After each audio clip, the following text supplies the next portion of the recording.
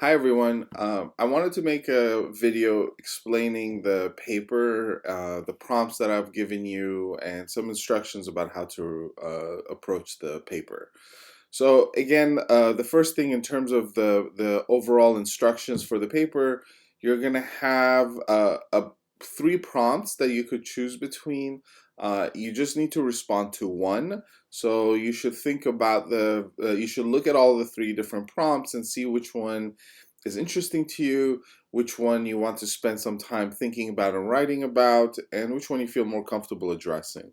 For any of them that you pick, what I want is basically a 4 to 8 page double-spaced paper. That means somewhere between 1,000 to 1,500 words. And all the regular kind of formatting applies here. So 1 inch fonts, either Times New Roman or some kind of very clear font that I want you to use.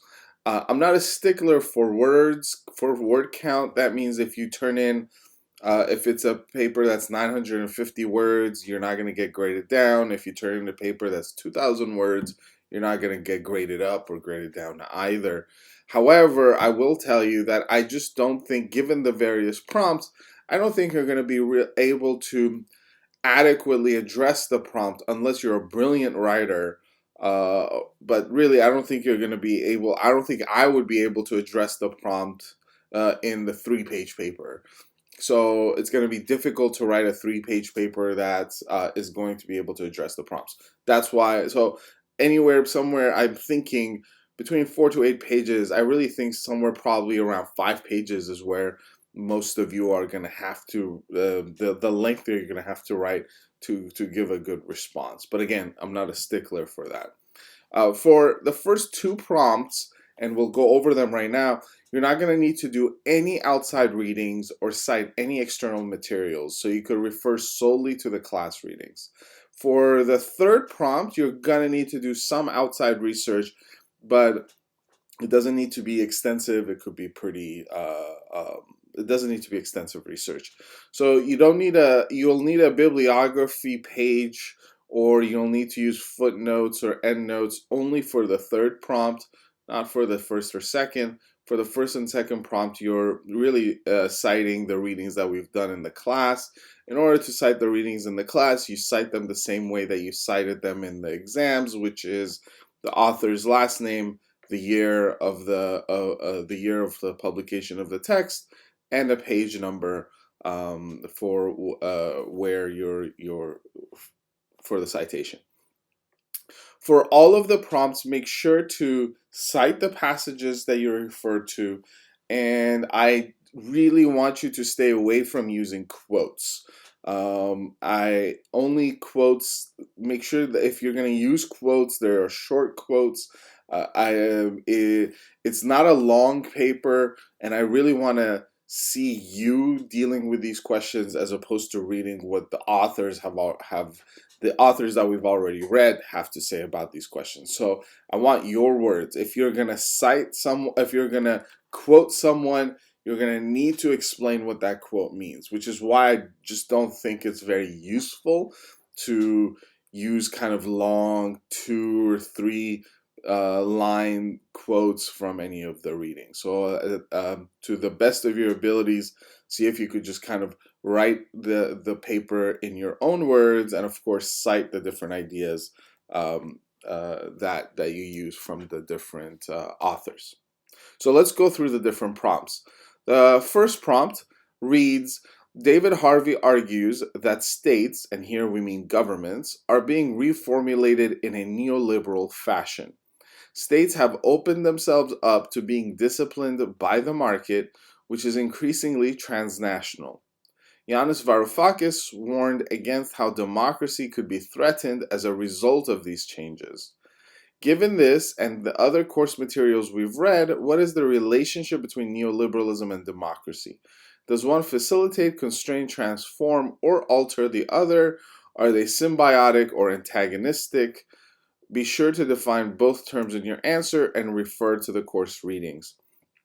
So this prompt is fundamentally about the relationship between neoliberalism and democracy. And again, how do they facilitate each other, or is there a built-in tension between them?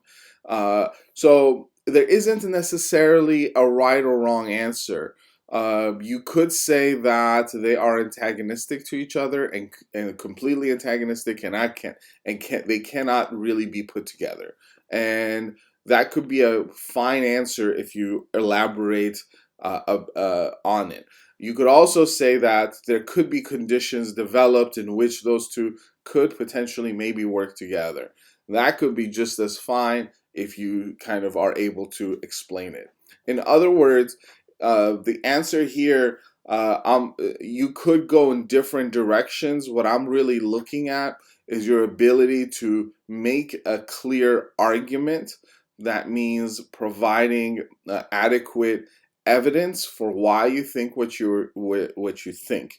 You have some flexibility in your answer here. Now, in order to, regardless of what your answer is, in order to answer this question and write this paper appropriately, you're gonna need to define neoliberalism and democracy. We have not necessarily, we've talked extensively about neoliberalism, so you should be able to define that and cite the various readings that we've had about neoliberalism. We have not talked so much about democracy. We don't have necessarily a definition from any of our readings about it. So I will let you could kind of define it for yourself. You could use external resources, but you don't need to. You could just define it by yourself. You could just say it's a system in which people who are affected by a decision get to make that decision, or you could have another definition for democracy. But you need to put that definition in the paper. You're going to need to put the definition of neoliberalism on the paper, and then based off of those definitions, explain the relationship between the two. This is where, there is like I said, there's some flexibility in the answer to this question. However, where I will be able to say, mark you down, let's say, for saying something that might not be correct, is in your definition of neoliberalism, because we've talked about that. So when I'm looking at your paper, I am going to be looking at what your definition of neoliberalism is, and if that is based off of the various kinds of conversations and readings that we've had. So make sure that you go back to those things and cite them. And I am going to look at what your definition of democracy is. Again, given that we didn't talk about democracy, there will be flexibility. There isn't one definition that I've given you, but I will be looking at whether you do have a definition for that, because there's no way you're going to be able to answer this question without having a definition for both of those terms. So I'm expecting at least a paragraph, if not more, about neoliberalism, probably a paragraph about democracy, and then the other parts will be the other parts of the paper will be kind of dealing with the larger question, the prompt. So that's prompt 1. Let's go to prompt 2. Prompt 2 asks, throughout the semester, we studied different moments where people dreamed of alternative societies and ways of being.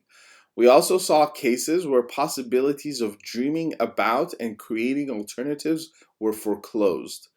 Avery Gordon argues that there is a systematic effort to constrain and contain imaginary possibilities and efforts to think beyond what seems possible today. Given these examples, how can we make sense of the political and material effects of affect, perception, memory, and imagination? How do dreams, utopias, and glimpses of the otherwise affect politics and political action? So this prompt is based on the reading that's called Some Thoughts on the Utopian by Avery Gordon. There is a lecture in the class about that. You could also watch the lecture about that. And in much of the class, we talked about how history is an archive of forked roads where people had to decide, do we go this way or do we go that way? And there was always kind of a struggle around which path do we take? And so, in the struggle to choose one way or another, people imagined various possibilities. People had dreams of what they wanted to get out, what of where they wanted to be, where they wanted to get to, and the life that they wanted to live. And so, in this question, I want you to just think about what are how do we think about affect? By that I mean feelings, the structure of feelings. Uh, what do we think about perception, memory, and imagination? And how are those things related to the political world? How are those things related to social struggle and the way that not only do we make sense of things, but how we respond to our lived experiences? And so then, given that, what I want to know what you think about the notion of dreams and utopias in terms of what those provide us in for politically, and how they could guide our political action. In this question, there is a lot more room for creativity, for your own, for you to have your own kind of approaches and your own answers. The Where I will grade you is in your engagement with the Avery Gordon reading, and also the various different kind of histories that we read in this class, or the histories that we dealt with. So this is where you could kind of rely on or go back to, for example, the millenarian movements and the heretical movements that Silvia Federici talked about. Or you could look at the stuff that Eduardo Galeano wrote about in terms of the resistance of indigenous folks and African workers and African slaves during colonialism and settler colonialism. Or you could look at the Third World Project in all of those different moments. Or you could look at the people who voted for the Syriza party in the run up to the 2015 bailout of Greece by the Eurogroup that we looked at. In all of these different circumstances, people had certain kind of political imagination, people had certain types of political dreams. So you could look at those historical moments that we've talked about in class to as a way of informing your response to this question. So there's a lot of flexibility. There isn't a right answer for me here. I'm looking forward to kind of reading what you have to say. The place however, that I want you to kind of anchor in the class is these kinds of historical moments, or also what Avery Gordon has to say about this. So, but largely, it's really kind of based off of your ideas that you've taken so far from the class discussion. So that's prompt 2. Let's move to the third prompt. The third prompt is a little different, so let's go through it. It says, pick a social movement or a political party or an organization that is dealing with issues that could be attributed to global capitalism. This can be a very local movement or a massive nationwide or worldwide movement. Using the social movement as a case study, answer the following questions. How does global capitalism, the global political economic system, impact social movements today? 2, how does global capitalism constrict, undermine, or facilitate resistance today? And 3, given those two, what are possible ways of strategizing against these obstacles and or imagining alternatives? So the first question is, what is the relationship of global capitalism to the thing that the social movement or the political party or the organization that you've chosen is dealing with or attempting to respond to? So what's the relationship of the movement to what is the relationship of global capitalism to the issue that the movement is addressing? The second question is, how does global capitalism then affect the strategy of the movement? So if the first question is how does global capitalism create the reason for why that movement exists, the second one is how does it affect the strategies? What kind of opportunities does it provide? Or maybe how does it undermine, or how does it kind of create barriers for the movement? Maybe it creates opportunities because capitalism is global, and so it's created flows that are global. And so, given that things are able to move around so easily, that also might mean that information or people or strategies can move around globally. So that could be an opportunity, or there could be or constraints or ways in which movements could be curtailed because of this kind of global system.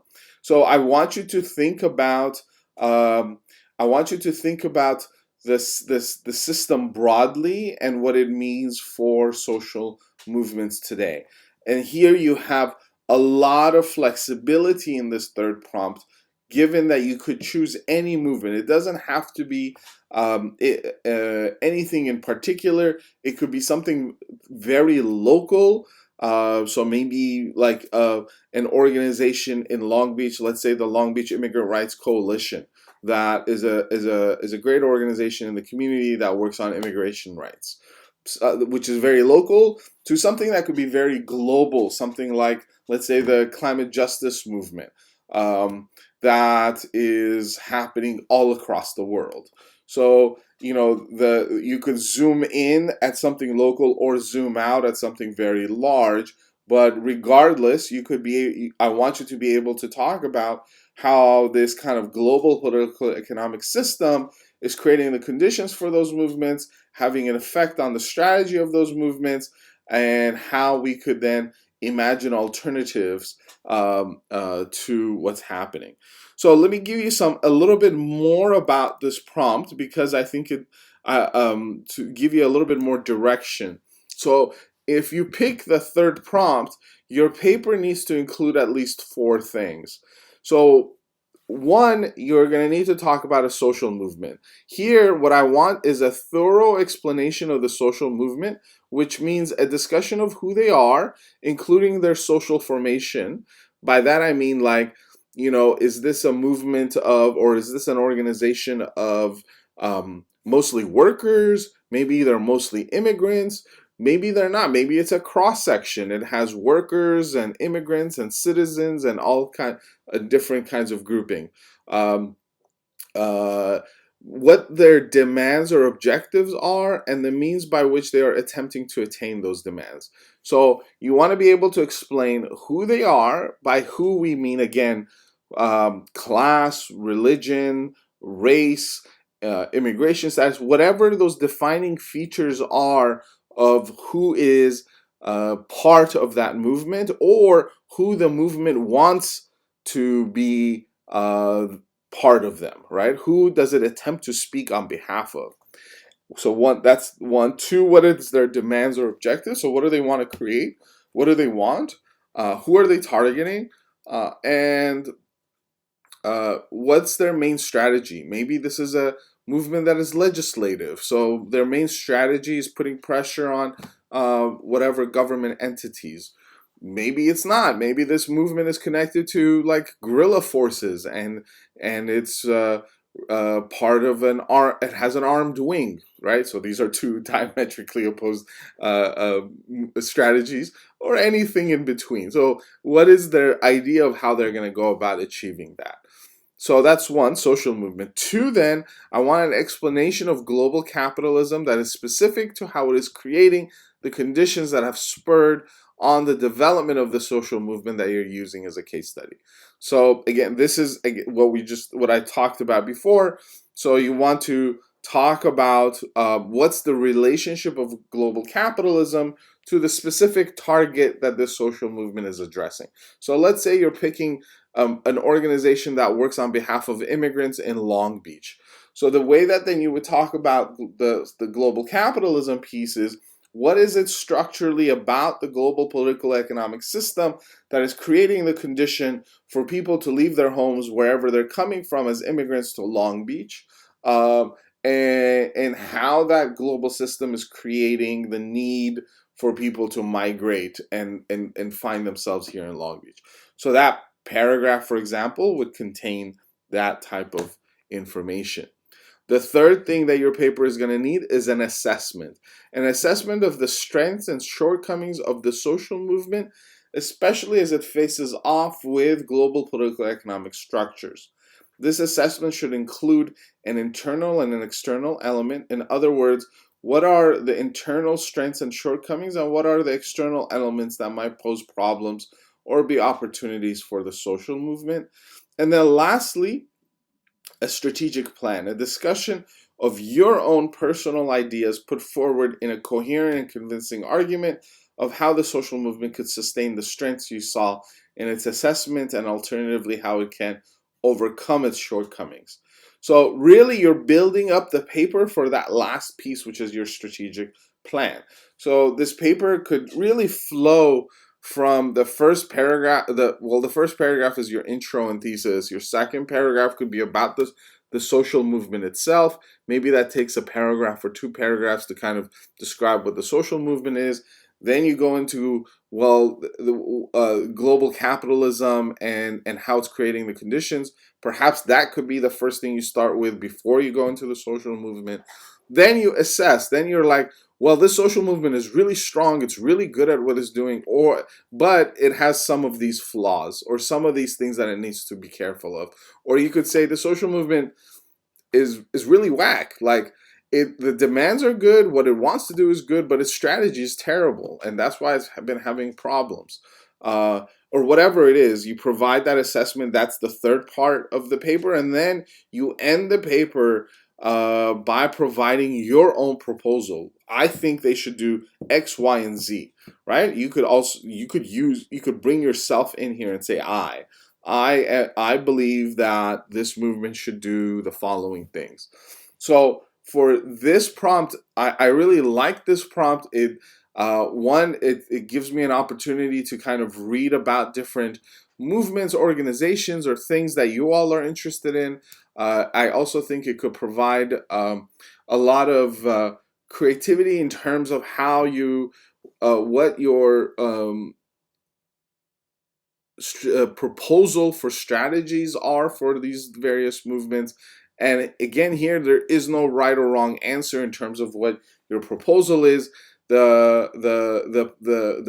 places where I could actually grade you based on like if you're right or wrong is potentially about the global capitalism piece and how it's connected to this social movement. And here, given that in order for you to explain what the social movement is, this is where you might have to use external sources. And you don't need a lot of sources. This is not a research paper that's that extensive. You could go, for example, if this is a social movement that has if it's an organization that has a website, you could just kind of go through their website. Or if it's a larger movement, let's say the climate justice movement, you could just go based off of a couple of different newspapers. So I'm not really a stickler here for how many things you need. You just need to read enough to be able to explain who the movement is speaking on behalf of, what its demands are, and who they're targeting. So you don't need to do that much outside research. I'm mostly interested in the thought experiment or in the thinking behind the assessment of that movement and what your proposals are.